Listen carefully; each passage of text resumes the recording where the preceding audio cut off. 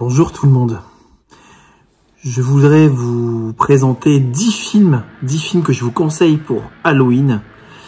Et ce sera après le générique.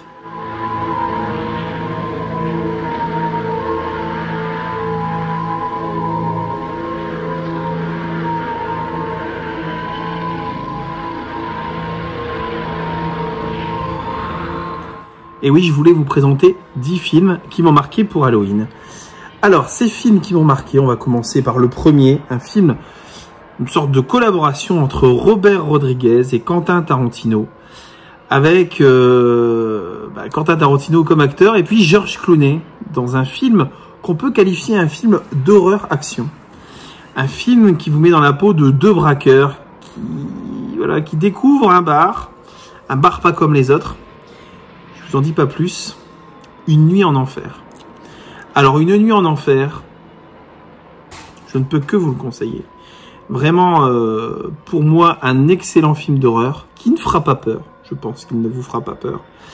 Mais vous allez passer un excellent moment en compagnie, justement, de Quentin Tarantino qui joue, justement, le frère de George Clooney. Et vous verrez, vous qui aimez certainement, qui êtes cinéphile et qui aimez les films de Quentin Tarantino, ce petit film, sans prétention, mais vraiment bien barré, comme je les aime. C'était le premier de ma sélection. Le deuxième, qui n'a rien à voir, mais vraiment rien à voir, et j'ai envie de dire plus qu'un deuxième, c'est un duo de films. Alors moi, mon préféré, forcément, c'est le premier. Et je voulais vous parler, des Gremlins. Alors, les Gremlins. Vraiment un film fantastique. Film pour les petits, pour les grands. On peut dire un film de Noël et en même temps un film d'Halloween, un film qui fait peur. Un film qui fait vraiment peur parce qu'effectivement, on est sur des créatures qui sortent finalement, de ce petit être tout mignon, tout beau. Gizmo, avec des règles qu'il faut respecter. Malheureusement, ces règles ne sont pas respectées, justement par le propriétaire de Gizmo. Et il arrive les Gremlins. Gremlins, un peu comme le Baba Yaga du village, qui vont semer le trouble et la désolation, dans cette petite ville. Alors là encore, je vous en ai trop dit.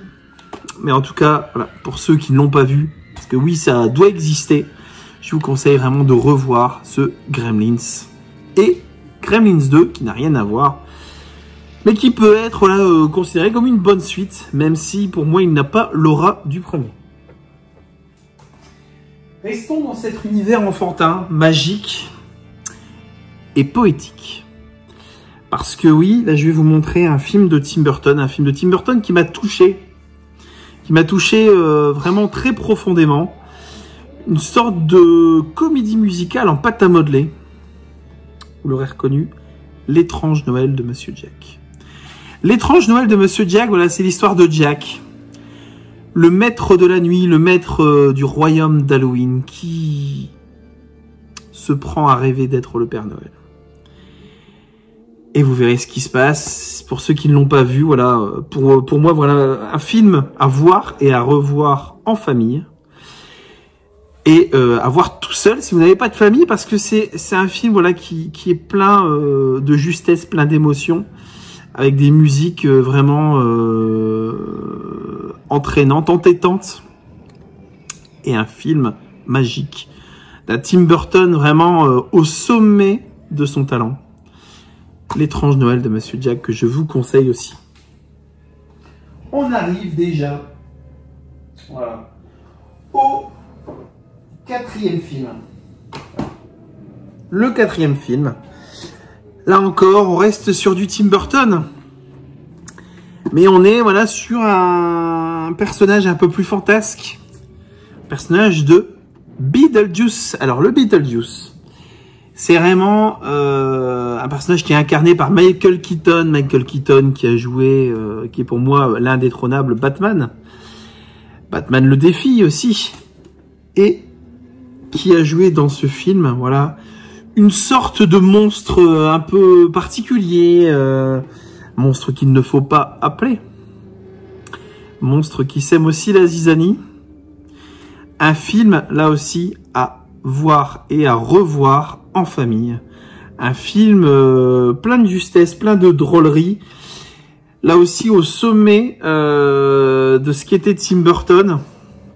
Parce que oui, bon, j'aime un peu moins les films de Tim Burton actuellement. Mais c'est vrai que là, on est, je pense, sur la quintessence de son œuvre, de son art. Un film à voir absolument à Halloween. Ensuite, on reste dans l'humour avant de passer à mes classiques pour Halloween. L'humour, c'était pas forcément ce qui caractérisait ce film de Roman Polanski. Roman Polanski, alors oui, quoi qu'on en pense, quoi qu'on en dise à l'époque, c'était un génie. Un génie pour son premier film qui a eu un succès incroyable, qui mélangeait drôlerie, humour et horreur. Je veux parler du Bal des vampires. Alors, le Bal des vampires, un des meilleurs films, je pense, de vampires qui existe, un des plus drôles aussi. Un film vraiment à voir, là aussi, en famille, avec des enfants pas trop jeunes, et puis à voir avec vos ados, à voir avec votre femme, à voir tout seul, vraiment un chef-d'œuvre du cinéma que je vous conseille là aussi à 200%. On arrive, pour moi, voilà, aux indispensables pour Halloween. Film d'horreur, voilà, traumatisant, film d'horreur de clown. Quand on parle traumatisme, on parle clown, on pense souvent à quelque chose. Et on pense à ça. Et je vous conseille pas la dernière version, non, je vous conseille vraiment la version, le téléfilm, la première adaptation de Stephen King avec le clown tueur, qui est ça, It en anglais. Vous met voilà, dans la peau d'une bande d'ados, une bande de gamins qui qui vont vivre un été un peu particulier. Suite à la mort du frère de l'un d'entre eux, et ils vont devoir chasser justement ce méchant clown. Et vous verrez. Voilà. En tout cas, c'est un film qui m'a marqué, qui me marque encore, qui a plutôt bien vieilli, j'ai envie de dire, et qui a l'intelligence de ne pas tout montrer. Donc, il y a beaucoup de choses qui se passent vraiment dans votre tête. Je vous conseillerais pas de le voir en famille parce que c'est un film qui peut traumatiser vraiment les enfants. Là, on passe vraiment sur des films trop traumatisants, mais des indispensables pour moi pour cette journée d'Halloween. Le Ça de Stephen King, cette adaptation-là est fantastique. Quand on parle de films fantastiques, et quand on parle de chef-d'œuvre du film d'horreur, on pense souvent à un film. Un film, là aussi, traumatisant. Tellement traumatisant que beaucoup de gens ne veulent pas le revoir. Et pourtant, quel film, quelle interprétation. L'Exorciste. Avec tellement d'anecdotes, de faits qui se sont passés sur le tournage. Et un film exceptionnel. Vraiment exceptionnel. Encore aujourd'hui, il est exceptionnel. Encore aujourd'hui, il a une atmosphère, mais comme peu de films l'ont encore et ont cette intelligence-là.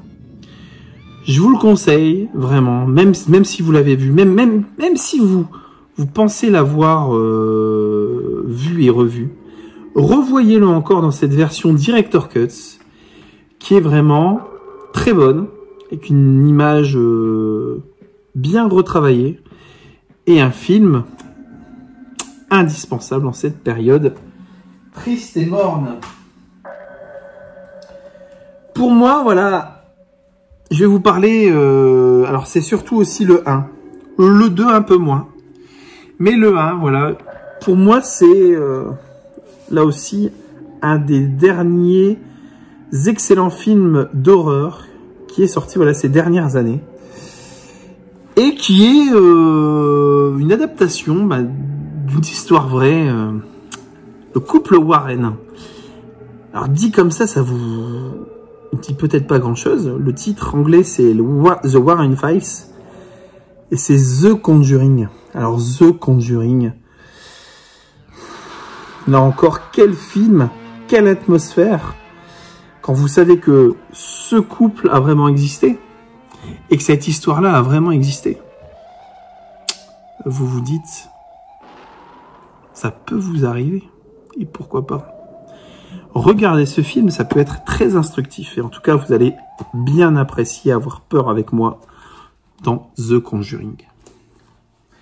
Et pour moi, voilà, un des films cultes, quand je dis culte, culte de Stanley Kubrick. Un film, j'ai envie de dire un huis clos. On est en période de confinement, ou en future période de confinement. Et quand on parle confinement, quand on parle Kubrick, on pense parfois, et on pense souvent même, à Shining. Avec cette interprétation, et tout bonnement incroyable, de Jack Nicholson. Quel acteur, quel jeu d'acteur. Et là aussi, quand on sait que dans l'hôtel Overlook, dans lequel est tourné ce film, quand on sait qu'il est réellement hanté, là encore, on regarde le film différemment. C'est un des films que j'ai le plus vu. Il me semble que je l'ai vu au moins une vingtaine de fois. Et pour autant, voilà, j'éprouve toujours autant de plaisir à regarder ce film, qui est pour moi, voilà, ce qui peut être le plus malaisant quand on est père de famille, quand on chérit plus que tous ses enfants et sa femme. Ce film vous retourne encore plus quand vous êtes père.